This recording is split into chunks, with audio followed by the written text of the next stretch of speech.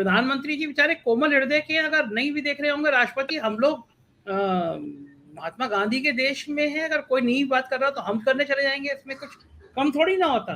अब चीन के राष्ट्रपति अपने घमंड में होंगे तो हमारे प्रधानमंत्री जी अहंकार नहीं रखते, उन्होंने नहीं देखा तो हमारे प्रधानमंत्री जी उठ के चले गए। मीनू जी को गुस्सा आ रहा है, लेकिन विनम्रता तो होनी चाहिए कि वो नहीं देख रहे, नहीं लिफ्ट दे रहे तो हम खुद चले जाएंगे।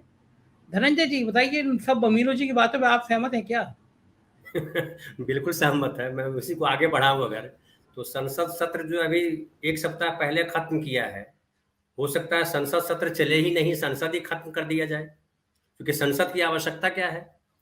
संसद इसलिए है कि वहां पे देश के तमाम हिस्सों से आए हुए प्रतिनिधि, जो जनप्रतिनिधि है, वो चाहे सत्ता पक्ष के हों या विपक्ष के हों, बड़ी पार्टी के हों या छोटी पार्टी के हों, बड़े स्टेट से आए हों या छोटे स्टेट से आए हों, कोई कथित ऊंची जात से आए हों या कथित नीची जात से आए हों, हिंदू हो मुसलमान हो, सबको अपनी बात रखने का वो मंच है।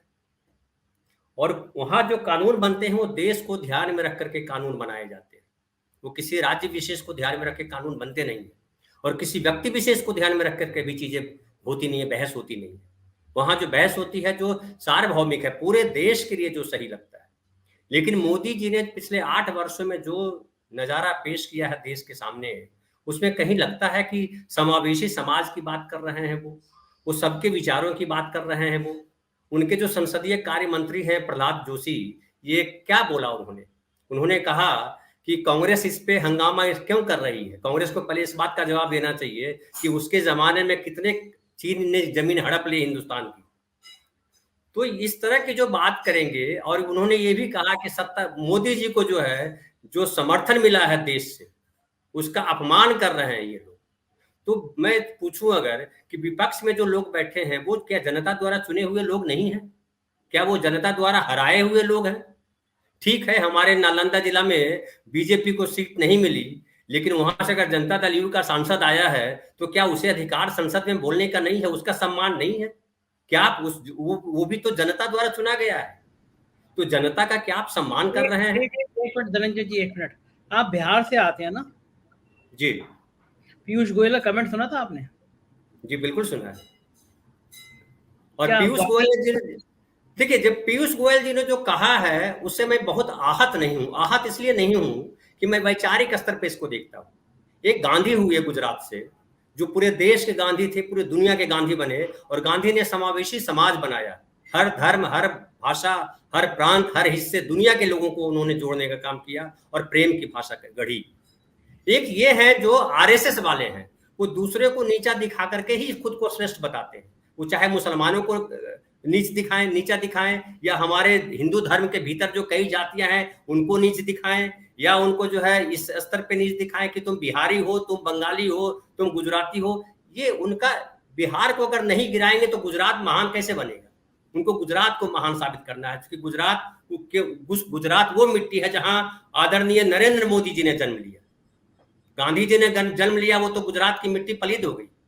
अभी देखिए फडणवीस जी की पत्नी ने क्या कहा, जो पूर्व मुख्यमंत्री और वर्तमान में उप मुख्यमंत्री हैं, उनकी पत्नी ने क्या कहा कि गांधी जो है पुराने जमाने के राष्ट्रपिता और मोदी जी नए जमाने के राष्ट्रपिता।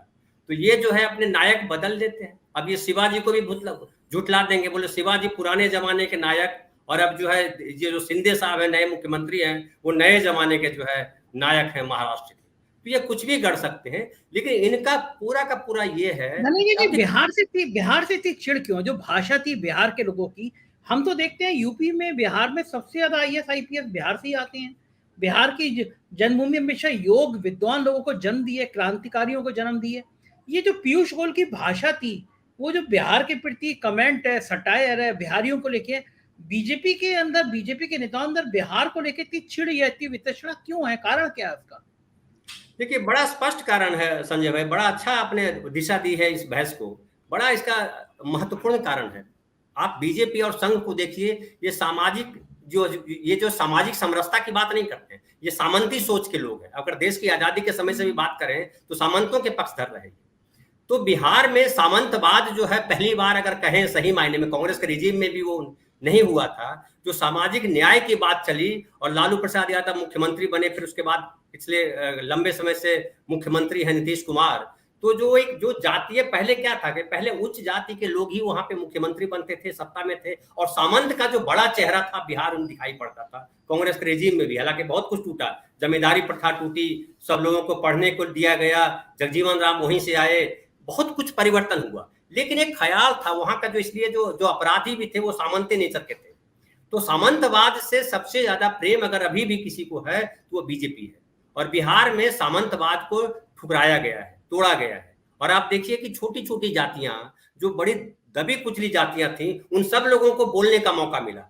मांझी मुख्यमंत्री बने बिहार के, जीतन राम मांझी, और कई सारे नेता हैं जो वहां पे उभर करके आए, और वो जो है सामंतवाद को चुनौती दे रहे हैं। तो बीजेपी को इससे भी चिढ़ है क्योंकि बिहार में बीजेपी को जगह मिल नहीं पा रही है।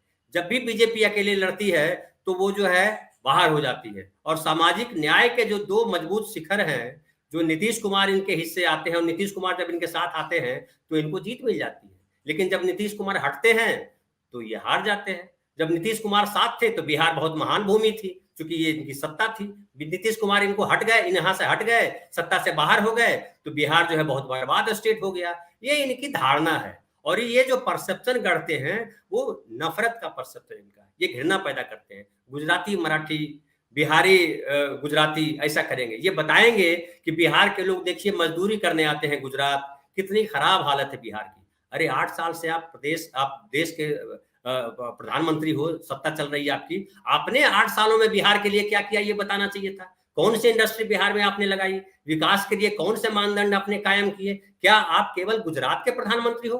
गुजरात में तो तरह तरह की फैक्ट्रियां ले गए आप। चीन से, जो मीनू जी ने कहा आपको कि चीन से इसलिए ये लड़ाई नहीं लड़ पा रहे हैं, चीन पे चर्चा नहीं कर रहे हैं क्योंकि इनको लगता है कि व्यापारिक हित इनके बाधित होंगे, और व्यापारिक हित जो है भारत के नहीं, गुजरात के बाधित हो जाएंगे, क्योंकि इनका सब कुछ गुजरात है।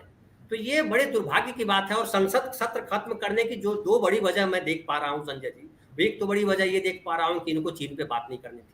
दूसरी बड़ी वजह मैं मानता हूं कि जो मास्क लगा करके जो दिखावा कर रहे हैं, ढोंग कर रहे हैं, पिछली बार याद कीजिए जब इन्होंने लगाया था, ताली ठोक करके जो है ये बंद किया था, देश को तालाबंदी की थी, उस समय जब बंगाल में जब ये रैली कर रहे थे तो 1700-1800 लोग डेली मर रहे थे, हजारों की संख्या में लोग रोज मर रहे थे। आज जो है ये, चूंकि राहुल गांधी पदयात्रा पे हैं और पदयात्रा की बड़ी चर्चा हो रही है, हिंदी पट्टी में आ गए, हरियाणा में देखिए कितनी भीड़ चल रही है, तो इनको लग रहा है कि कहीं कुछ गड़बड़ ना हो जाए, तो उसके लिए फिर एक भय, इनका एजेंडा है भय तैयार करना, किसी भी तरह से भय या अपमान की बात करना। बिहारी का अपमान कर देंगे, लेकिन अगर कोई बोला होता तो बोलता गुजराती का अपमान।